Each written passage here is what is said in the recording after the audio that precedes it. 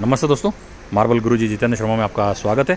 आज के वीडियो में आपको ये जो बिदासर का मार्बल दिख रहा है, ये क्या प्राइस है, क्या थिकनेस है, सभी जानकारी लेते हैं। नमस्ते सर। नमस्ते नमस्ते। सर अपना नाम बताएंगे? अभिमन्यु सिंह, अभिमन्यु सिंह, मार्केटिंग हेड प्रेम मार्बल। मार्केटिंग हेड प्रेम मार्बल्स।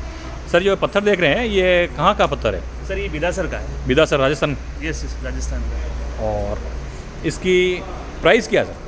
इसकी price 130 rupees square feet 20 mm में। 20 mm में 130 रुपीज़।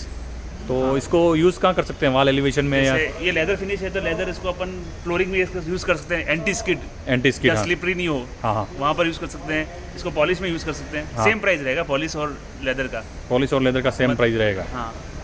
इसकी लेंथ विड्थ कितनी रहेगी? लेंथ जैसे इसमें ये सब देख रहे हैं अपन, ये 9.5 फीट है। 9.5 फीट, हाँ। 6 फीट हाइट, 5 फीट हाइट है इसकी, 5-6 फीट।